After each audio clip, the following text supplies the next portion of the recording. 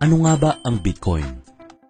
Ang Bitcoin ay ang kauna-unahang decentralized digital currency na kung saan pwede mong magamit ito kahit nasaan ka man sa mundo. It offers peer-to-peer fund transfer sa kahit kanino basta sila ay may Bitcoin wallet. Ito ay isang virtual currency na kung saan may katumbas itong halaga sa tunay na pera gaya ng dollar, euro, yen, peso at iba pang existing currencies.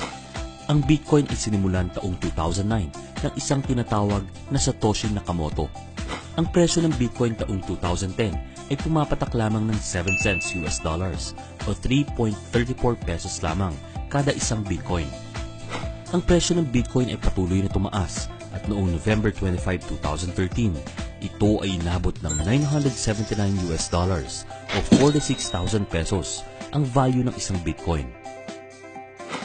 Ang bilang lamang ng Bitcoin na maaaring i-mine ay hanggang 21 million Bitcoins lamang. Sa kasalukuyan, 15 millions na ang namina simula 2009 at 6 million Bitcoins na lamang ang natitira. Ang presyo ng Bitcoin ay patuloy na tataas simply because of economics, the law of supply and demand. Kung ang supply ay hanggang 21 million Bitcoins lamang at ang natitirang 6 million Bitcoins na lang ang pwedeng i-mine, mataas ang demand at ang value ng Bitcoin ay patuloy na tataas. Marami ng mga kilalang tao ang naniniwala sa kakayahan ni Bitcoin bilang digital mode of payment of the future. Well, Bitcoin is exciting because it shows how cheap it can be. Bitcoin is better than currency in it. Big industry around Bitcoin, and people have made fortunes out of Bitcoin. Technical answer on Bitcoins is that Bitcoins is a remarkable cryptographic achievement. It is a huge deal. It's a huge, huge, huge deal. Marami na ring mga sikat at kilalang mga kumpanya ang naniniwala kay Bitcoin, gaya na lamang ng Visa, Nasdaq, Citi Ventures, Mitsubishi Financial Groups, New York Stock Exchange, at marami pang iba. Sa Pilipinas, mayroon na ring mga websites at companies kung saan maaari kang bumili at magbenta ng Bitcoins. Nandiyan ang buybitcoin.ph, btcexchange.ph, at mayroon na ding first Bitcoin ATM machine na matatagpuan sa Sunny Tower Hotel, Manila Lobby, Durban Street, Makati Avenue, Makati, Philippines.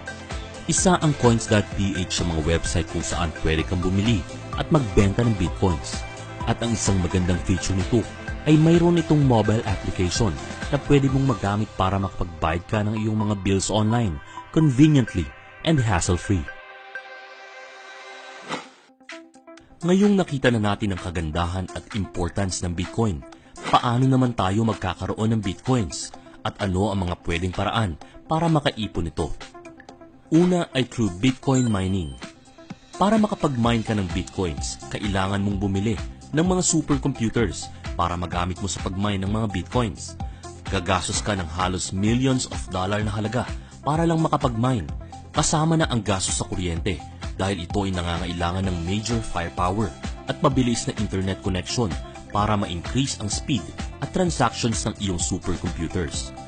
Hindi ito advisable sa Pilipinas dahil alam naman natin na mataas ang rate ng electricity dito. At the same time, hindi ganun kabilis ang internet service natin. Pangalawa ay through Bitcoin online faucets.